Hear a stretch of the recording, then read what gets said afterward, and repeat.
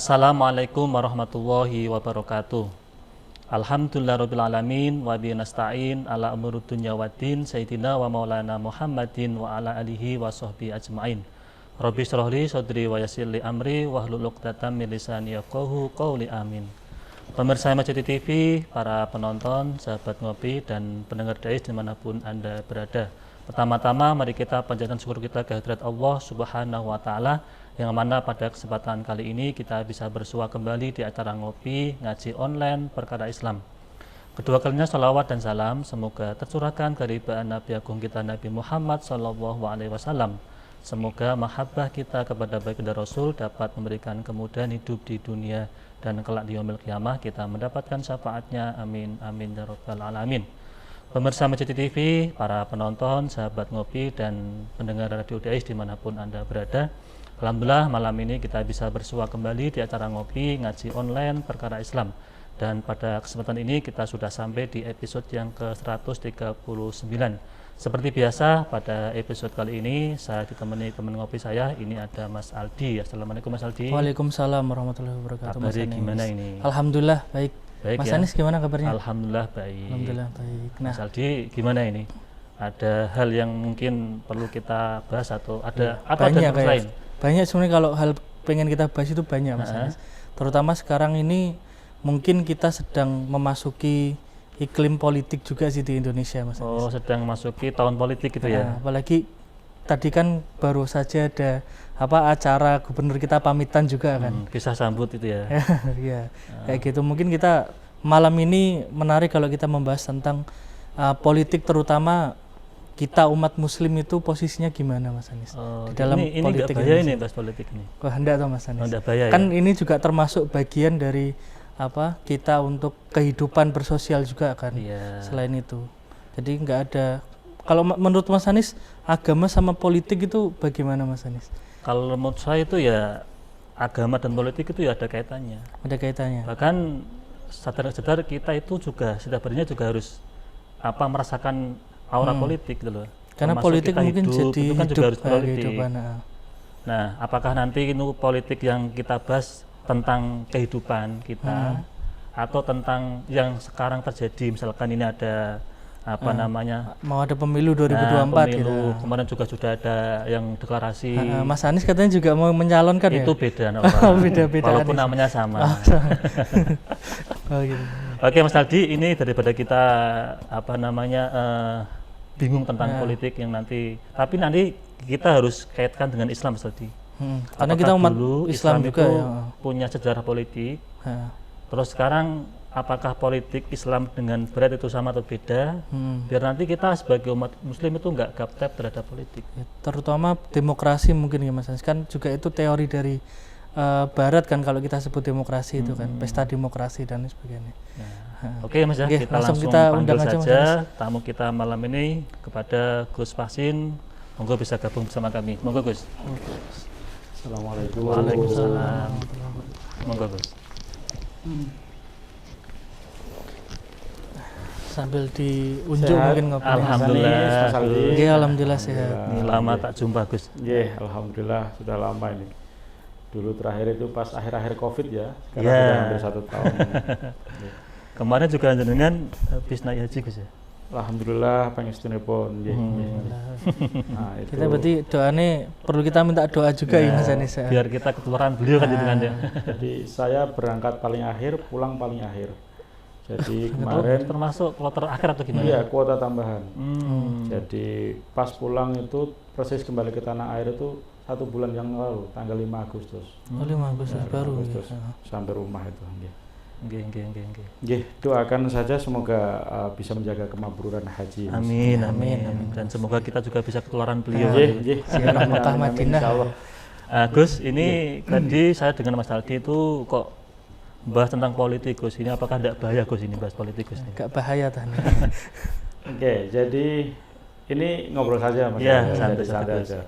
Tetapi sebelum kita mulai ngobrol saya tak menyapa Oke, siap. pemirsa MAJ TV. Dan radio Dais juga. Oke, assalamualaikum warahmatullahi wabarakatuh. Waalaikumsalam. Bismillah, alhamdulillah, wassalatu wassalamu ala rasulillah, la haula wa la quwata illa billah. ahsantukum bil hayyil qayyum alladzi la yamutu abada wa dafa'tu ankum su'a bi alfi alfin la haula wala quwwata illa billahil aliyyil azim. Para host dan co-host yang kami muliakan, serta terutama kepada para pemirsa MAJ TV dan pendengar Radio Dais dimanapun berada yang kami hormati dan kami banggakan. Alhamdulillah pada kesempatan kali ini saya bisa bersilaturahim lagi dengan para pemirsa untuk mendiskusikan sesuatu yang kelihatannya menarik di 1 minggu terakhir ini menarik. Jadi bahwa ada pergerakan yang cukup cepat dan konstelasi yang meningkat seiring dengan mendekati bulan-bulan dan tahun politik di tahun yang akan datang. Tetapi sesungguhnya kemudian menyambut pertanyaannya Mas Anies, bagaimana sih sesungguhnya Islam itu melihat politik? Jadi perlu kita renungi bersama bahwa mandat kita yang diamanahkan Tuhan kepada manusia adalah khalifatullah fil ardh. Bahwa kita itu memang dimandatkan untuk menjadi pemimpin, untuk mengelola kemaslahatan di muka bumi ini. Jadi, nah bagaimana mengelola untuk kebaikan kemanusiaan di muka bumi ini? Salah satu sarananya adalah, wasilahnya adalah melalui politik. Sehingga kemudian menjadi sangat naif kalau kemudian umat Islam kok menjadi alergi dengan politik. Nah, politik adalah bagaimana kemudian mengelola, mendayagunakan seluruh potensi kemanusiaan kita untuk peradaban kemanusiaan itu sendiri. Sehingga, dan itu adalah mandat keagamaan, mandat ketuhanan. Nah, maka kalau kemudian kita tarik yang agak ke belakang, misalnya baginda Rasulullah Muhammad SAW pribadi yang menjadi teladan pada semua aspek kehidupan kemanusiaan, termasuk juga politik. Bahwa Nabi pedagang iya, bahwa Nabi bertani iya, bahwa Nabi adalah seorang ayah, seorang sahabat, seorang menantu, seorang mertua iya. Tetapi yang tidak boleh dilupakan juga bahwa Nabi adalah seorang pemimpin, seorang politisi yang memiliki legasi untuk melakukan kebijakan-kebijakan kemaslahatan bagi umat. Tidak hanya kepada sahabatnya yang umat Islam, tetapi juga kepada umat lain juga. Yang non-Muslim, ada Yahudi, ada Nasrani, ada suku Aus, Khazraj dan seterusnya. Itu bagian dari proses bagaimana Islam ternyata juga tidak tabu untuk ngomongin tentang politik. Nah sekarang gini Gus, ketika bicara politik, Islam tidak tabu. Tapi hari ini kan terkadang banyak sekali anak muda, terutama umat Islam itu alergi terhadap politik. Nah politik yang seperti apa Gus ketika Islam itu ada dan tidak tabu itu Gus? Oke. Jadi pada mulanya memang konsep awal Islam tentang politik ini adalah bagaimana kemudian memanusiakan kemanusiaan. Memanusiakan manusia. Ya, itu sehingga kemudian kita ada peristiwa di Madinah, ada Piagam Madinah, kemudian ada peristiwa agung di Fathul Mekah, peristiwa Fathul Mekah. Bagaimana kemudian Nabi mencoba untuk memuliakan kemanusiaan itu. Nah, tetapi kemudian memang pasca Rasulullah ini agak ada pergeseran. Jangankan hari ini, tapi pada masa sahabat sendiri sudah ada masa pergeseran. Jadi mohon maaf, Rasulullah Muhammad SAW belum dimakamkan, itu sudah muncul perdebatan akan siapa pengganti Rasulullah. Di Saqifah Bani Sa'idah antara kelompok muhajirin dan sahabat-sahabat Ansor merasa paling berhak untuk menggantikan posisi Khalifatul Nabi, pengganti Nabi. Nah, tetapi alhamdulillah waktu itu muncul dalam bahasa modern demokrasi, meskipun juga itu atas inisiatif Umar untuk berbaiat kepada Abu Bakar. Kemudian proses berikutnya, setelah Abu Bakar meninggal normal dalam tanda petik karena beliau sakit, 3 khalifah yang lain, Khulafaur Rasyidin ini meninggal karena terbunuh. Umar dibunuh oleh Abu Lulu'a, seorang Yahudi begitu. Kemudian ada Sayyidina Utsman. Itu juga terbunuh oleh kelompok yang kemudian tidak diketahui, ya, meskipun kemudian ada indikasi tertentu gitu ya. Kemudian ada Sayyidina Ali bin Abi Thalib, itu tiga-tiganya terbunuh. Itu menunjukkan sebenarnya, nah, kalau kemudian orang itu mengagungkan Islam, bahwa di dalam Islam itu ada nilai-nilai demokrasi, ya, ya memang ada, tetapi bahwa kemudian politik itu juga dalam tanda petik jahat mungkin kira-kira itu juga terjadi. Nah, mungkin kemudian orang agak alergi berpolitik ya karena politik itu dianggapnya sebagai jahat. Politik itu culas, politik itu saling membenarkan pendapatnya, menyalahkan yang lain dan seterusnya. Nah, disitulah kemudian orang kadang-kadang berjarak dengan politik. Gitu. Tadi kalau dibilang politik itu kan tadi dasarnya kemanusiaan, gitu, Gus. Iya. Nah, kalau kita lihat sekarang di Barat itu kan juga muncul kemanusiaan itu. Ketika di era pencerahan atau apa itu kan ada istilah kemanusiaan juga, humanisme. Nah, bedanya dengan di Islam ini, terutama di politik itu bagaimana, Gus, kemanusiaan itu? Oke, jadi ada seorang pemikir di dalam Islam ya, Al-Farabi itu beliau menyatakan bahwa politik itu adalah pertemuan antara universalitas kemanusiaan dengan inti ajaran manusia kepada Tuhannya, ketundukan kepada Tuhannya. Sehingga kemudian artinya ini tidak bisa dipisahkan antara menjaga kemanusiaannya dengan keagamaannya, dengan tauhidnya gitu. Nah, maka kemudian apa yang membedakan antara kemanusiaan Islam gitu ya, yang dijelaskan di dalam naskah-naskah klasik begitu, dengan kemanusiaan dalam versi Barat ya. Ada misalnya, jadi begini, kalau di dalam Islam itu kan ngomongin tentang kemanusiaan pertama kali itu kan memang kembali merujuk kepada Rasulullah. Ketika Rasulullah membebaskan perbudakan, Rasulullah menghormati perempuan, Rasulullah menegakkan keadilan bahkan kepada orang Yahudi misalkan begitu.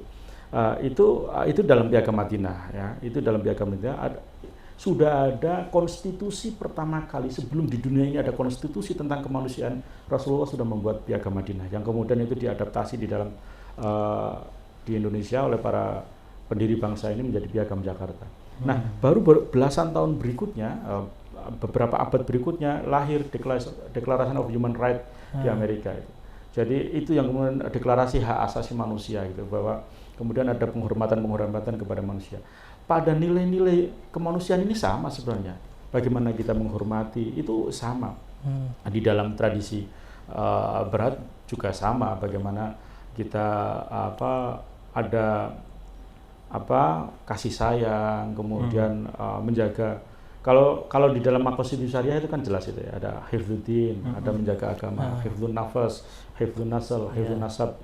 Nah, di dalam tradisi mereka juga ada nilai-nilai kemanusiaan itu. Nah, dalam konteks kemanusiaannya sama gitu. Cuman cara pandangnya yang mungkin agak berbeda. Di dalam Islam lebih pada menghubungkan nilai-nilai kemanusiaan itu nanti kaitannya dengan bagaimana posisi kita sebagai hamba di hadapan Tuhan. Artinya lari kepada Tuhan. Iya, nilai-nilai itu akan dilarikan kembali kepada Tuhan. Sementara mungkin di Barat tidak didasarkan kepada nilai-nilai ketuhanan itu. Karena kan kalau di Barat kan ada yang namanya yang sekarang mungkin LGBT dan lain sebagainya kan atas dasar kemanusiaan gitu.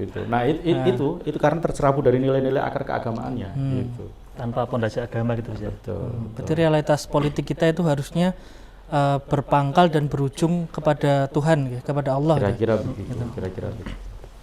Nah, ini menarik, Gus. Kalau kita ngomong bahwa Islam juga ada ajaran tentang politik kan begitu. Ada Piagam Madinah macam-macam. Hari ini kan terjadi politik identitas itu, Gus. Nah, itu apakah juga barometer politik Islam waktu zaman dulu atau sudah ada pergeseran, Gus? Jadi sebelum ke politik identitas ya, kalau ditarik agak ke belakang sedikit pasca reformasi itu kan Indonesia itu ada di dalam pasar bebas ideologi kita itu. Ketika kemudian Orde Baru runtuh, semua ideologi itu bertarung menjadi satu. Dan ini sebenarnya mengulang peristiwa kira-kira pasca kemerdekaan. Awal-awal kemerdekaan itu kan semua ideologi bertarung. Ada ideologi nasionalis, ada ideologi Islam, ada komunis, kira-kira begitu. Nah, pertarungan ideologi itu kemudian kembali dalam format yang mungkin agak lebih santun, akademik dan modern, kira-kira begitu. Nah, pada mulanya sebelum kemudian kemarin politik identitas terjadi kan, mohon maaf, ketika 2017 ada Pilkada DKI Jakarta. Yeah. Tapi sebelum itu kan sudah mulai di awal-awal reformasi itu memasukkan nilai-nilai keislaman, syariat Islam di dalam produk-produk hukum, di perda-perda, di peraturan daerah, itu muncul. Termasuk juga di Nangro Aceh Darussalam, Yeah. kemudian diberikan perlakuan khusus begitu. Kemudian ada di beberapa kabupaten kota itu menerapkan syariat Islam untuk kasus-kasus tertentu. Nah, ini awal ketika kemudian orang itu ingin menampilkan identitas keislamannya di ruang publik gitu. Yang dulu itu mohon maaf agak tertutup sekat itu karena politik otoritarianisme Orde Baru, semuanya harus seragam, semuanya harus sama. Tetapi kemudian ini muncul akhirnya semangat. Dulu orang itu taunya kerudung, ya kerudung itu aja. Sekarang itu model kerudung itu menjadi jilbab, dan jilbab itu menjadi sangat fenomenal dan ragamnya banyak, mereknya banyak. Itu luapan identitas keislaman umat Islam pasca reformasi itu. Nah, baru kemudian setelah itu mereka terwadahi secara politik. Ada beberapa partai yang kemudian diidentifikasi sebagai corong bagi umat Islam. Partai Islam. Keterwakilan dari umat Islam. Mohon maaf kalau kemudian misalnya disebut ada beberapa partai, misalnya di awal-awal reformasi dulu ada PKB, kemudian P3 yang sudah sejak Orde Baru, kemudian ada PAN, ada PKS, yang sebelumnya PK, Partai Keadilan, dan PBB serta beberapa partai yang lain. Tetapi kemudian belakangan ini sebenarnya partai-partai ini juga bermetamorfosis sebenarnya. Nilai keislamannya juga tidak utuh. Tidak utuhnya begini, tidak saklek bahwa kemudian ngugemi keislamannya saja, tetapi dia juga ya nilai-nilai nasionalis, nilai-nilai kebangsaan itu juga diakomodir di dalam ideologi kepartaiannya gitu. Mereka juga pada gilirannya terbuka gitu, karena memang realitas kita, masyarakat kita itu plural. Masyarakat kita berbineka, sehingga kemudian ketika ngugemi satu entitas ini juga mohon maaf ya nggak laku, nggak dilirik kan gitu. Ada yang lain nggak kayak ini ya? Iya, nggak tercover, nggak terwadahi gitu. Nah, maka kan kemudian politik identitas yang belakangan muncul itu sebenarnya mata rantainya itu tadi ada perda-perda syariah, terwakili di dalam ada partai-partai juga. Nah, itu kemarin kemudian dipicu oleh sebagian umat Islam yang kemudian mohon maaf mengidentifikasinya sebagai kelompok 212 dan seterusnya. Nah, itu yang kemudian akhirnya agak kenceng gitu, bahwa di luar itu dianggap sebagai kampret atau kecebong gitu, yang mereka dianggap kadrun gitu kan. Nah, ini yang kemudian akhirnya dalam tanda petik itu melegitimasi politik identitas. Yang pada mulanya itu ya santai-santai saja, waktu sebelum itu santai-santai saja itu, tetapi pasca itu kok kemudian semakin menguat gitu. Nah, harapan kita semua ke depan, saya pikir yang begini-begini nggak mencerdaskan dan nggak mendidik. Semoga bisa diakhiri nanti di 2024 sudah tidak ada lagi gitu. Jadi memang benar-benar adu gagasan, adu ide, adu visi gitu di dalam percaturan politik nanti pemilu yang akan datang. Terutama kita jangan terus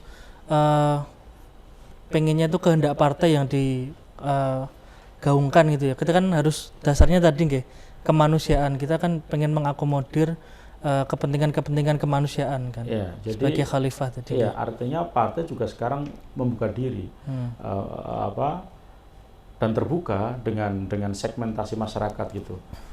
Kalau boleh dikotak-kotakan itu kan, misalnya mohon maaf ada kelompok Islam kota gitu, ada kelompok Islam desa, ini dalam konteks keislamannya ya, belum komunitas-komunitas kebangsaan yang lain.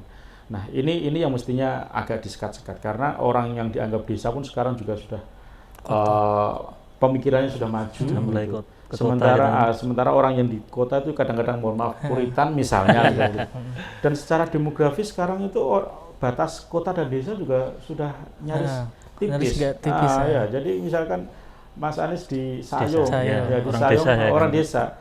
Dulu tahun 90-an itu Sayong dianggap desa. Sekarang sudah kota, sudah metropolis sekarang di jalur utama Pantura gitu dan seterusnya. Jadi sekat demografis sudah mengaburkan itu sebenarnya. Nah, ini kan ngopi Mas. Nah, boleh ngopi nggak monggo, kira-kira? monggo, Gus. Kita Biar nggak ngopi tegang dulu. ya, Gus, ya. Iya. Monggo, Gus. Ini acara Nanti nggak- ngopi. Belum dipersilahkan. Nah, ini kalau ngomong politik begini Mas Aldi. Iya. Sampai lupa ngopinya kan. Iya.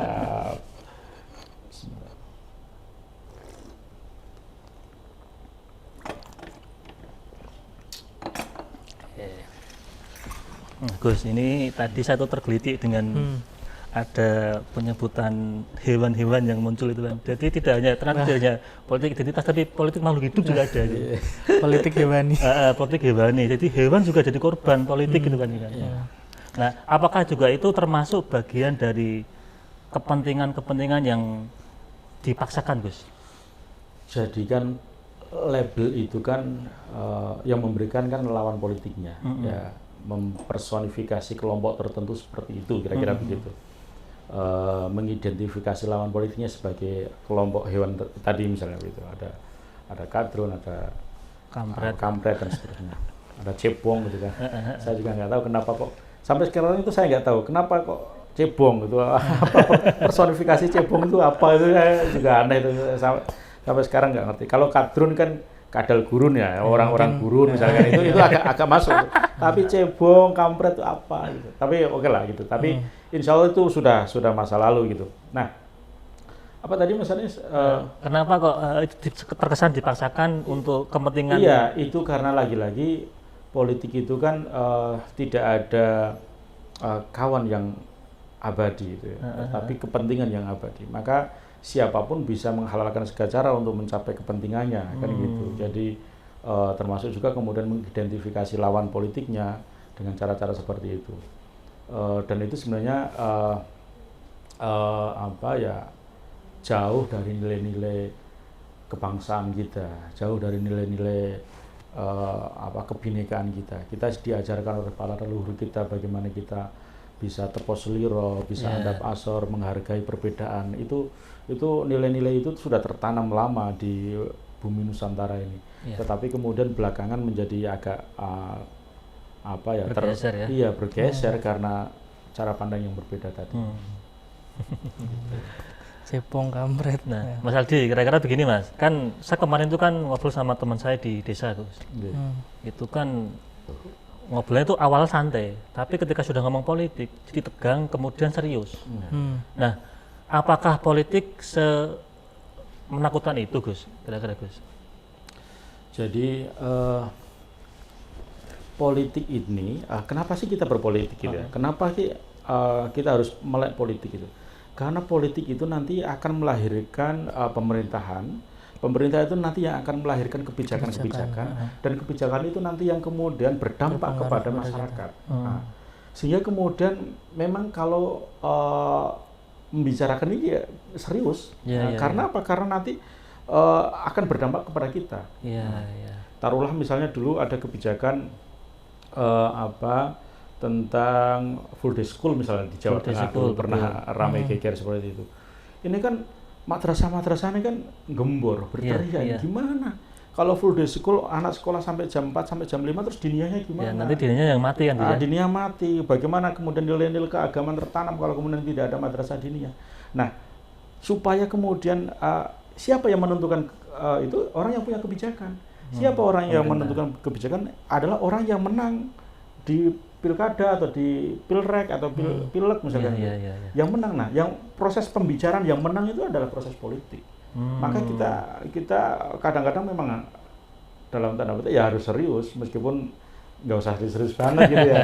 Jadi kita serius membicarakan itu di dalam rangka apa? Ya memang bagaimana kita bisa mempengaruhi kebijakan di pemerintahan. Itu syarat ya. Itu syarat karena ada pernah menyampaikan 1000 orang berdemonstrasi itu akan gagal, akan kalah dengan tanda tangan seorang bupati. Jadi percuma orang 10.000 demo di lokalisasi ditutup itu repot, hasilnya nggak ada. Kecuali kemudian kita punya bupati mau tanda tangan, oke ditutup, tanda tangan, selesai. Nah, bagaimana mendudukan bupati itu adalah cara-cara politik. Gitu. Oh iya. Gitu. Jadi dengan kita berpolitik itu kita bisa mempengaruhi kebijakan. Dan bahkan bisa membuat kebijakan yang benar-benar bisa untuk masyarakat kan gitu kan. Nah, kira-kira Mungkin saya juga pengen tanya sama Mas Anis ini. Gimana? Mas Anis kan tinggalnya di desa kan Mas Anis. Heeh. Dan sebagian itu kayak kehidupannya petani dan sebagainya. Nah, kalau jenengan itu yang petani atau apa itu kira-kira masih suka membahas politik seperti ini atau malah dia lebih bodo amat gitu Mas? Untuk yang Kalau sampai hari ini itu tapi tidak seperti kota sih Mas. Artinya tetap dibahas karena itu kan ada TV ya. Dan setiap hari itu kan ada berita tentang politik. Jadi mau nggak mau ya itu terbawa arus oleh media, tetap dibahas. Walaupun tetap ketika sudah di sawah itu sudah fokus untuk pekerjaan soalnya kan petani itu. petani sekarang kan mungkin lebih jarang yang punya lahan sendiri juga kan Gus. betul. Itu kan juga efek dari kebijakan-kebijakan politik Jadi juga. tidak ada relung kehidupan kita yang tidak bisa terpisahkan dari urusan politik.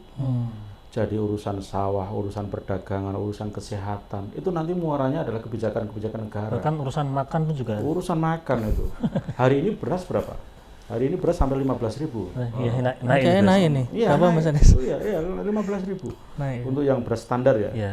Lah itu padahal petani jualnya murah, Iya, sementara kok dijual di pasarannya mahal. Ini ada apa permainan? Ya, ini kan apa? realitas politik yang kita hadapi juga itu. kan. Jadi bahwa kemudian fakta-fakta kita harus melek ini ya di dalam rangka untuk mencoba untuk memahami dan berperan mengambil peran itu. Gitu. Maka silahkan saja kalau misalkan para pemirsa dimanapun berada, kalau punya potensi untuk mengembangkan diri dalam ruang publik di ruang-ruang politik, maka silahkan berproses. Tapi mari sebagaimana tadi mandat dan amanah ketuhanan kita, bahwa kita itu berpolitik itu nanti ya untuk kemaslahatan umat manusia gitu, untuk khalifah fil ard, untuk mengelola kemaslahatan di muka bumi ini. Jadi jangan kemudian maslahat untuk kelompoknya, maslahat untuk dirinya, nah, tapi maslahat untuk semuanya, kira-kira begitu.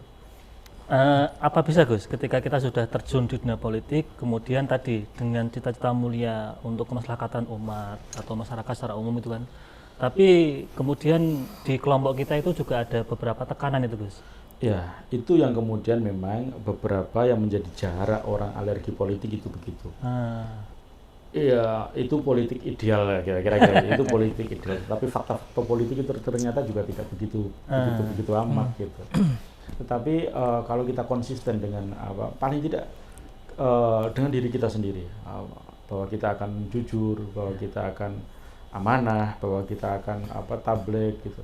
Itu adalah bagian dari kesadaran proses diri kita masing-masing. Saya kok punya keyakinan, berhusnudzon bahwa teman-teman yang di partai politik itu ya banyak yang baik, meskipun ada satu dua yang kasus misalnya begitu, tapi mereka baik. Dan tidak ada partai politik manapun yang tidak memiliki nilai-nilai dasar cita-cita kebaikan. Semua partai itu pinginnya ya membawa kemaslahatan untuk umat, keadilan, kesejahteraan,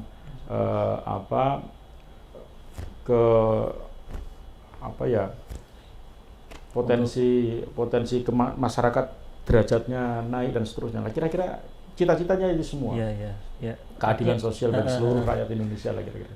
Tapi kenapa yang muncul di permukaan itu image yang negatif-negatif itu apakah karena SDM yang ada di partai tadi itu bermasalah atau cita-cita luhur tadi terganggu oleh beberapa sistem itu? Jadi itu kalau menurut saya sih ya kembali kepada personal ya, karena tidak ada nilai-nilai luhur bangsa ini yang buruk, tidak ada nilai-nilai partai politik yang buruk, tidak ada cita-cita partai yang buruk.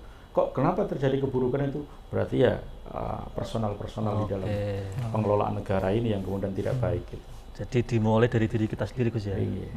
Oke Gus, ini menarik Gus, tapi sebelum berlanjut tadi sudah ada kode, kita jeda iklan yang mau lewat dulu.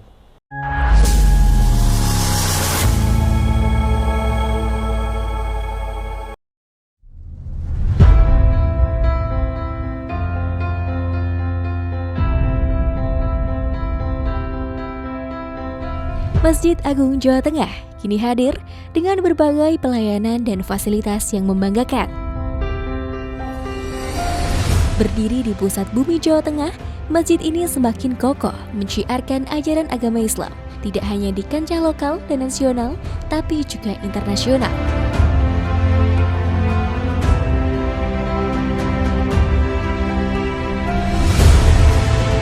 Mengikuti perkembangan dan kebutuhan masyarakat, Masjid Agung Jawa Tengah mempersembahkan sebuah lokasi yang mengantarkan, lokasi yang membekali untuk ibadah yang suci, manasik haji dan umroh Masjid Agung Jawa Tengah.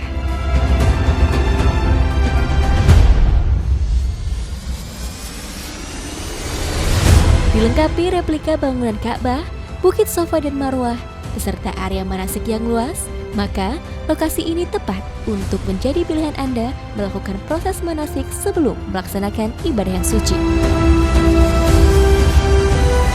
Dengan 2 pintu gerbang utama, sistem keamanan yang sudah modern, area parkir yang luas semakin memudahkan Anda dalam beribadah maupun kenyamanan dan keamanan selama proses manasik berlangsung.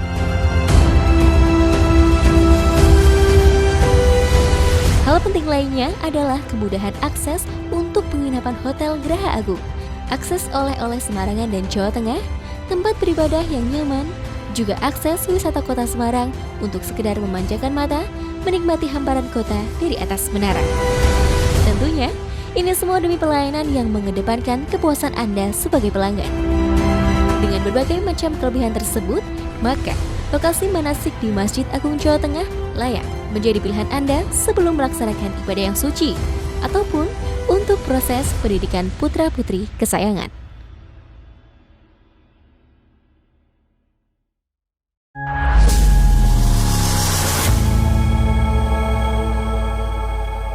Pemirsa Masjid TV, para penonton, sahabat ngopi, dan pendengar Radio Dai dimanapun Anda berada, kembali lagi bersama kami di acara ngopi ngaji online perkara Islam. Ini masih bersama Gus Fasin dan Mas Aldi. Nah, Gus, tadi menarik Gus, kita bahas politik sampai lupa ngopi kan itu kan. Padahal ini cara ngopi dan Mas Aldi. Nah, kira-kira Gus, politik karena ini konteksnya Islam kan Gus. Politik yang diajarkan Islam itu selain tadi kemanusiaan itu apa saja, biar nanti kita itu yang mungkin kaula muda bisa belajar biar tidak anti atau alergi terhadap politik Gus. Jadi politik itu kan wasilah Mas. Wasilah. Politik itu wasilah untuk kesejahteraan, untuk kemanusiaan, untuk keadilan. Itu sama-sama juga untuk meraih kepentingan juga Gus. Iya, jadi tinggal bagaimana kemudian kita menggunakan wasilah ini. Seperti pisau tuh. Pisau itu hakikatnya bisa untuk memotong roti gitu. Yeah. Tetapi kemudian bisa juga dilakukan untuk melakukan kejahatan. Nah, politik juga begitu. Politik itu mestinya adalah untuk kemanusiaan, untuk menyejahterakan, untuk keadilan, untuk perdamaian gitu. Nah, maka sebisa mungkin ketika aktor-aktor politik itu mengantarkan nilai politik itu pada hakikat kemanusiaannya, saya pikir orang tidak akan alergi. Nah, faktanya kemudian memang politik itu kadangkala, ada kalanya itu memang lebih dekat dengan anti kemanusiaan gitu, dengan cara-cara yang mohon maaf, dengan culas, negatif gitu. Dan kita telah belajar sejarah yang sangat panjang Mas, ketika kita membaca politik di Indonesia, politik kebangsaan Indonesia. Jadi ketika awal berdirinya Republik ini kan pertama kali pemilu tahun 55, diikuti ratusan partai politik yang mengikuti pemilu dan memunculkan 5 pemenang ya. Ada PNI, ada Masyumi, ada NU, ada PKI, ada PSI misalnya. Nah, ini kan patron-patron politik yang sampai hari ini kemudian masih dalam tanda kutip bermain gitu ya. Patron politik itu masih ada. Ya. Meskipun kemudian sudah bermetamorfosis dengan bentuk-bentuk yang lain, tetapi ideologinya masih sama. PNI ya wujudnya ya masih ada sekarang. NU juga masih ada sekarang dan seterusnya. Nah, maka kemudian bagaimana sebenarnya politik keislaman itu, keislaman itu bisa berbareng lurus dengan kebangsaan, sehingga kemudian ini ada di dalam satu tarikan nafas. Jangan dimaknai politik itu sebagai semata-mata kekuasaan. Mohon maaf, kalau kemudian kita belajar di dalam sejarah panjang peradaban Islam, kenapa terjadi perseteruan antara Ali dan Sayyidina Ali dengan Muawiyah? Itu karena memahami, kalau kita melihat di dalam fakta sejarah, memahami politik sebagai kekuasaan gitu. Maka kemudian muncullah dinasti Bani Umayyah yang sebelumnya tidak ada kata dinasti, nggak ada kekhalifahan. Zaman Khulafaur Rasyidin nggak menyebut sebagai kekhalifahan atau dinasti atau kesultanan, nggak ada. Tapi kemudian pada masa Muawiyah bin Abu Sufyan itu menjadi dinasti. Nah, inilah awal kemudian Islam politik itu sebagai politik kekuasaan. Nah, dan kemudian berkembang sampai kemana-mana. Nah, di Nusantara ini mencoba menarik kembali bahwa politik itu tidak semata-mata kekuasaan. Politik itu politik kebangsaan. Bagaimana kemudian menghargai nilai-nilai perbedaan, menghargai nilai-nilai kemanusiaan, kemudian mencoba untuk mengarahkan kepada kesejahteraan. Nah, itu yang kemudian menjadi entry point bagaimana politik Islam itu akan establish. Kalau Islam itu kemudian masih dalam tanda petik politik Islam itu masih beririsan dengan politik yang pragmatis, maka identitas keislaman kita juga nanti nilai-nilai keislaman yang luhur tadi akan hilang gitu, akan hilang. Politik Islam ya ala label saja, nilainya ya sama dengan yang tidak Islam, ya sama dengan kelompok-kelompok yang lain gitu. Jadi karakter keislaman menjadi hilang gitu. Artinya kalau di Islam itu ada konsep umatan wasaton itu kan Gus. Itu bagaimana Gus kalau kita berpolitik dan kita berada di tengah-tengah itu gimana Gus caranya? Jadi dalam konteks ini ini waktu itu kalau saya mau mengambil contoh misalnya, mohon maaf ini di dalam kasus Nasakom, ada nasionalis, ada komunis, ada agama. Gitu. Ada kelompok agama Islam itu yang kemudian menarik diri, yaitu Masyumi. NU kemudian terlibat di dalam aliansi Nasakom gitu. Ini bukan kemudian NU itu ikut ke kiri, ikut ke komunis, bukan, tetapi dalam peran sebagai wasatiyah tadi, sebagai moderasi. Karena apa? Karena dalam pandangan Kiai Wahab Hasbullah, kalau misalkan dibiarkan PNI berkoalisi dengan PKI zaman itu kok dibiarkan landing berjalan sendirian untuk mengelola negara, mohon maaf, bisa jadi negara kita negara komunis. Tapi karena ada NU di dalamnya bisa ngerem bahwa kemudian kita difitnah, NU bolone PKI, ya itu terserah. Tetapi sebenarnya ini sedang memerankan wasatiyah tadi, untuk mencoba menjaga supaya NKRI ini itu tidak cenderung ke sosialis atau komunis, harus dikawal, harus ada yang itu termasuk siasatan orang Islam waktu itu ya? Iya. Itu bagian dari ngerem supaya kita tidak terlalu kiri, juga tidak terlalu ke kanan. Mungkin kalau ada yang mungkin kiai-kiai yang disebut agak anti dengan politik itu gimana Gus? Kayak kita nggak usah bahas politik gitulah, nggak usah ngurusin. Itu saya pikir pilihan ya. Itu kita juga menghormati beliau-beliau gitu.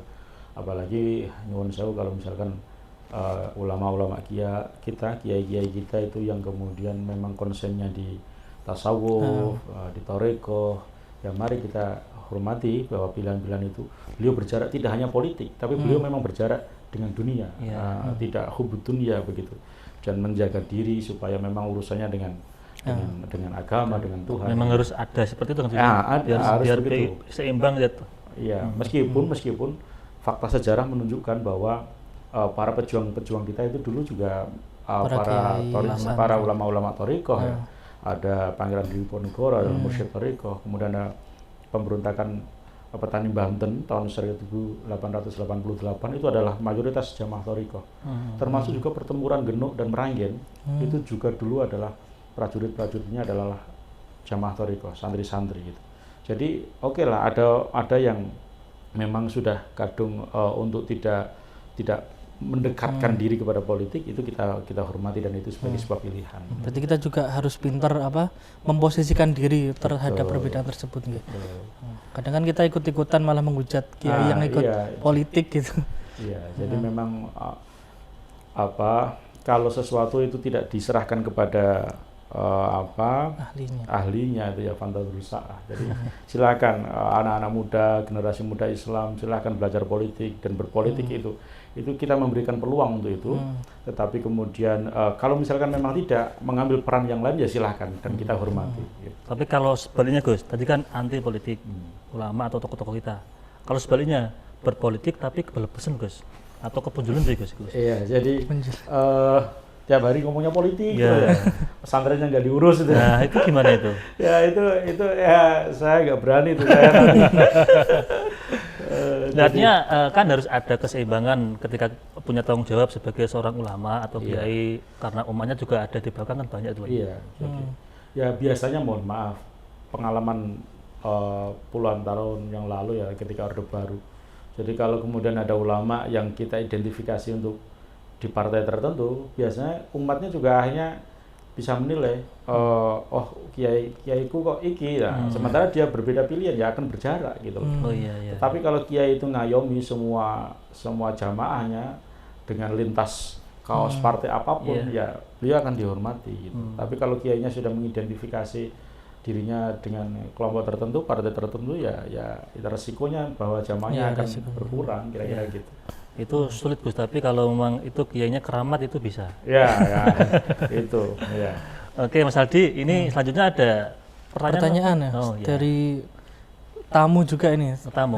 Teman kita. Monggo bisa didatangkan dari mana ini? Monggo Mas Andika. Oh, Mas Andika namanya. Oh, monggo silakan Sudah Mas. kenalan enggak? Iya. Yang saya Gus dari tangkap niki yang Iya. sekarang lagi ada kayak Namanya siapa dulu Mas? Namanya siapa? Oh, nama saya Muhammad Andika. Dari mana? Dari Semarang sendiri. Saya mahasiswa dari Unisula. Oh, iya iya. Monggo. Jadi begini Gus, sekarang kan lagi gencar-gencarnya itu yang berita terheboh yang terbaru itu di mana salah satu cawapres mengatasnamakan membawa nama-nama NU yang kemudian nanti ini ada desas-desusnya itu bahwasanya nanti akan ada tandingannya di mana capres itu juga akan mengusung cawapres yang dari NU juga, sehingga nantinya itu NU akan kayak terpecah seperti ini. Bagaimana tanggapan panjenengan terkait hal seperti ini Gus? Kalau cawapresnya NU semua, ya malah alhamdulillah jadi berkah. Yang jadi mesti orang NU. Itu dampak positifnya kan itu. Iya. Jadi begini, saya mencoba berjarak, tidak terlibat dalam konteks itu ya sebenarnya. Saya mengamati dari luar bahwa NU itu sebagaimana hasil muktamar tahun 84 di Situbondo itu memang sudah khitoh. Artinya tidak menjadi partai politik dan tidak terlibat dalam politik praktis. Dan itu kemarin dikukuhkan kembali komitmen khitoh itu di muktamar terakhir di Lampung. Nah, artinya memang itu yang dijaga, komitmen bahwa NU tidak terlibat praktis, politik praktis, itu ya kita hormati sebagai sebuah hasil muktamar, kesepakatan para ulama-ulama kita. Nah, kalau kemudian ada salah satu cawapres yang mengklaim bahwa beliau adalah kader NU, atau nanti akan bermunculkan cawapres-cawapres atau capres-capres yang lain mengklaim dirinya sebagai kader NU. Kalau memang faktanya iya, ya silakan. Beliau-beliau itu adalah kader NU, misalnya begitu. Kalau kemudian ada misalkan yang mungkin dimaksud tadi Mas Andika ya, mohon maaf misalkan PKB misalnya. PKB itu kita tidak bisa memungkiri fakta historis yang melahirkan PKB adalah Nahdlatul Ulama gitu. Jadi ini tidak akan pernah bisa diingkari bahwa PKB itu lahir dari rahim Nahdlatul Ulama. Tetapi bahwa kemudian ada warga NU yang tidak memilih PKB itu juga fakta yang lain gitu. Jadi nggak masalah persepsi itu muncul, nggak masalah. Bahkan kemudian survei terbaru dari DNIJA ya, itu bahwa ternyata masyarakat Indonesia yang kemudian mengidentifikasi dirinya sebagai warga NU itu 56% dari seluruh umat muslim yang ada di Indonesia. Sangat tinggi sekali itu. Nah, dari 56% itu yang di PKB mungkin berapanya? Saya nggak mau menyebut angka ini. Artinya kan jadi ada yang memilih yang lain gitu. Dan nggak masalah itu, Jadi rumah besarnya adalah NU gitu. Rumah besarnya adalah NU gitu. Tetapi kemudian bahwa kadernya akan ada di mana-mana ya silahkan. Dan kalau kemudian ada kader yang kemudian mengklaim bahwa secara historis PKB itu adalah bagian dari NU, itu juga hak mereka gitu. Jadi kalau misalkan saya tuh Gus mengikuti ini, kalau hanya satu warna kok kelihatan nggak asik gitu kan, harus berwarna kan biar kayak pelangi itu Gus ya. Kayak lukisan kan kayak gitu ya. Ya walaupun tadi ada rumah besar yang harus kita huni kan gitu Gus ya. Nah, ini Mas Andika mungkin kader NU Gus ini Gus. Karena tadi tanya tentang NU kan Gus ya. Bisa jadi. Ini apakah moga-moga? Yang permasalahannya itu nanti kan kalau misalnya cawapres dari NU kemudian capres lain dari NU, apakah nanti nggak ada kayak terpecah belah seperti itu? Pecah NU belah menjadi mungkin terpecah politik pecah belah itu. Iya. Gus. Jadi kalau NU pecah belah itu jangan kaget Mas. Itu sejak dulu itu memang begitu. Dulu ada kelompok Cipete, ada kelompok Situbondo, era Kiai Idham Khalid sama Kiai As'ad kalau tidak salah. Kemudian ada kelompok pada muktamar tahun 96 di Jawa Barat mana? Cipasung. Nah, ada kelompok yang itu kalau itu memang intervensi politik Orde Baru ya. Ada kelompoknya Bu Hasan, ada kelompoknya Gus Dur dan seterusnya. Kemudian beberapa waktu lalu muktamar yang sebelumnya di Makassar, muktamar di Jombang juga melahirkan beberapa kelompok. Tetapi indahnya kiai-kiai kita itu ya urusan beda pandangan tetapi kemudian ketika bertemu ngopi ya cair lagi gitu, nggak masalah. Jadi jangan khawatir kalau misalkan besok kok cawapresnya itu dari NU semua misalnya, itu ya gegerannya NU ya gegeran di permukaan ya. Nanti selesai dengan sendirinya. Artinya bisa ngopi bareng gitu ya. Iya, nanti kalau asroko ya berdiri semuanya kan gitu. Nggak mungkin yang satu berdiri, yang satu duduk itu kan ya. Insya Allah aman, santai saja itu. Iya. Berarti prinsip artinya Islam kan, Islam itu kan ikhtilafu ummati rahmatun tetap terbawa Gus ya. Iya, insya Allah. Walaupun Jadi, berbeda, tapi bagaimana bisa Islam ini cerminan bagi semua umat, bahwa Islam itu rahmatan lil alamin kan Gus.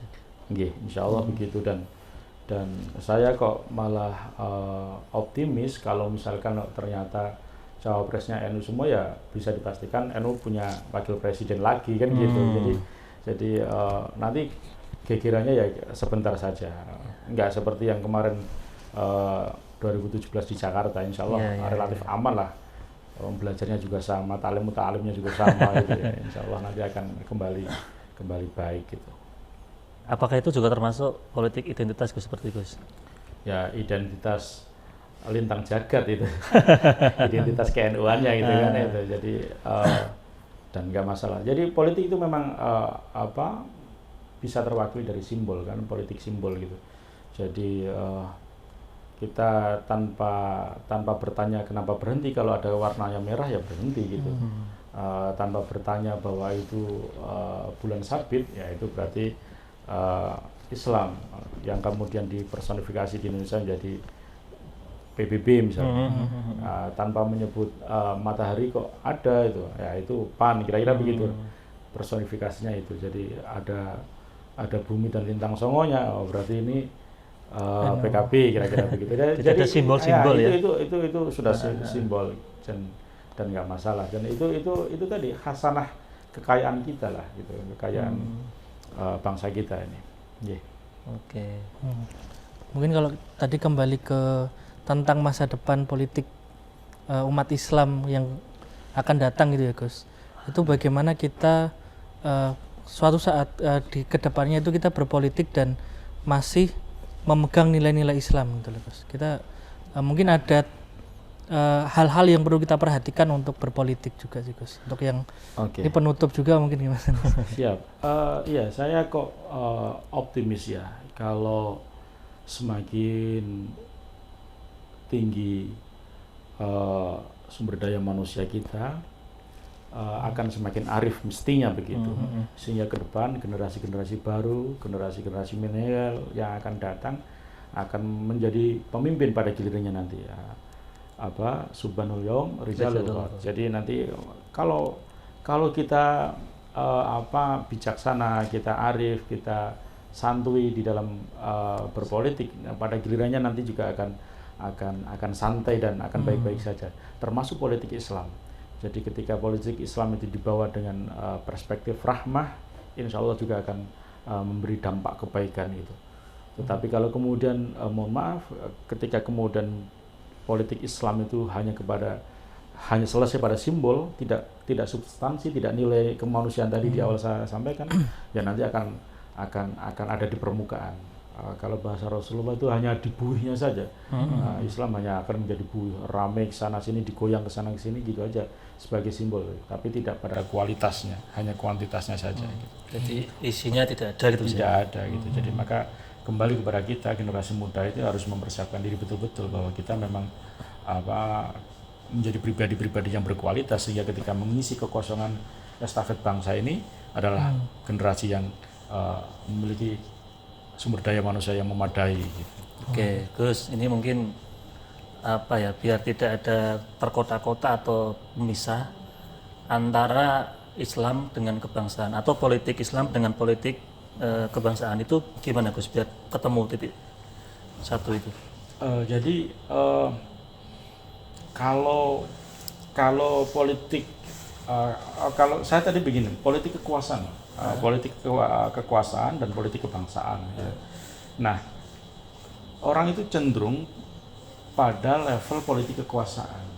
Hanya selesai ingin merebutkan sesuatu, ingin mencapai sesuatu, ingin meraih kedudukan sesuatu, ingin mendapatkan kursi, suaranya banyak, hanya pada level itu. Tidak sampai pada bagaimana eksekusi hakikat politik kebangsaan itu atau politik kerakyatan. Apa itu? Untuk mensejahterakan rakyat, untuk keadilan dan seterusnya. Semua hal juga termasuk, Gus, artinya pendidikan, ekonomi. Iya, termasuk itu, Bu. Jadi, maka posisi Islam itu mestinya adalah bagaimana kemudian mengantarkan politik kebangsaan dalam satu tarikan nafas. Saya seringkali menyebutnya kita itu ya berislam dan berindonesia gitu. Kita, alhamdulillah kita itu berislam kita ya sebagaimana Islam kita bertauhid kita kepada Tuhan, kepada Allah SWT, serta bernegara gitu.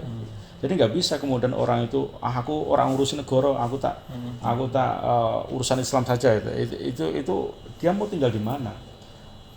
Dia tinggal di Indonesia. Bagaimana kemudian kalau ada orang yang menghancurkan Indonesia, merebut Indonesia, menjajah Indonesia lagi, maka peran kenegaraan itu menjadi harga mati, NKRI harga mati. Jadi tidak bisa kemudian sebaliknya, orang hanya berindonesia saja, nggak berislam. Bagaimana kita hanya bernegara saja sementara kita tidak memiliki rasa syukur kepada Tuhan kita yang telah menciptakan negara ini yang sangat indah ini gitu. Jadi Islam dan Indonesia ini ada dalam satu tarikan nafas. Walaupun hukumnya itu artinya begini, antara Indonesia dengan negara-negara Islam itu berbeda, Gus. Iya, beda. Makanya memang basis nilai dan sejarahnya berbeda-beda. Jadi politik keislaman di Indonesia ini kebangsaan yang diajarkan karena nanti akar nilai keislamannya tentu beda karena sudah dipengaruhi oleh sejarah panjang kehidupan bangsanya masing-masing ya. Bagaimana kemudian Islam di Andalusia waktu itu, Islam di Asia Barat, Islam di Eropa, yang mohon maaf ketika kemudian nilai-nilai keislaman itu harus bukan diajarkan ya, faktanya bahwa kemudian mereka terjadi peperangan.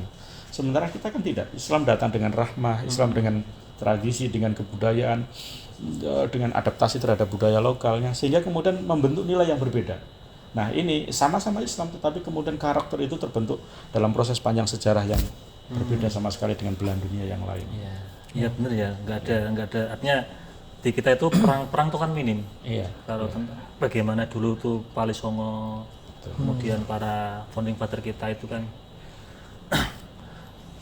Oke Mas Aldi, ada tambahan lagi sebelum kita tutup? Cukup ya, mungkin kalau saya pahami tadi Islam itu kan berarti dibangun atas ilmu dan amal gitu, dan amal itu yang kita sebut mungkin politik gitu kan. Gerakannya itu ya lewat partai. Jadi kita nggak cuman membahas tentang yang konseptual tapi yang real juga kan. Betul. Ilmu sebagai sebuah nilai-nilai universal, amalnya sebagai praktek. Ya. Jadi bagaimana kita berpraktek bernegara dan berpolitik tanpa basis nilai, ya akhirnya ya menjadi robot, menjadi kepentingan pragmatis, mudah dipengaruhi. Tetapi sebaliknya juga kita punya nilai tetapi tidak diaplikasikan juga akan kalah kita itu. Makanya harus dua-duanya ya. Betul. Jadi ya, nilai yang akan kita perjuangkan dengan praktek wasilah yang tadi saya sebutkan sebagai ini sarana perjuangan itu juga menjadi penting. Gitu. Oke, Gus, ini berhubung waktu sudah habis, mungkin ada closing statement untuk para pemirsa tentang bagaimana kita bisa berpolitik dengan baik secara Islam. Oke, para pemirsa MAJT TV yang dirahmati Allah. Jadi tahun politik akan segera datang dan kita akan memasuki pesta demokrasi di Indonesia. Maka siapkan pribadi kita untuk menentukan pilihan, dan jangan takut untuk berpolitik, karena apa yang kemudian kita pilih akan menentukan langkah kita yang akan datang. Mari kita berpolitik dengan rahmah, dengan dewasa, dengan perspektif kemanusiaan, sehingga kemudian tidak lantas menganggap yang lain musuh, tetapi yang lain adalah kawan kita berkompetisi. Mari kita bangun pesta demokrasi ini dengan penuh keindahan, sehingga kita akan bersama-sama menuju kemaslahatan Republik ini menjadi negara yang baldatun thayyibatun wa rabbun ghafur, menjadi negara yang adil, sejahtera, dan penuh dengan perdamaian. Kira-kira begitu. Terima kasih. Kurang lebihnya mohon maaf. Wallahu muwaffiq ila aqwamit thoriq. Assalamualaikum warahmatullahi wabarakatuh. Waalaikumsalam warahmatullahi wabarakatuh. Masih tidak teman-teman? Cukup Mas. Cukup ya. Pemirsa Masjid TV, para penonton dan pendengar dari dimanapun Anda berada, demikian ngopi pada episode kali ini. Saya selaku host, apabila banyak salah, banyak gelap, mohon maaf yang sebesar-besarnya. Akhirul kalam, assalamualaikum warahmatullahi wabarakatuh.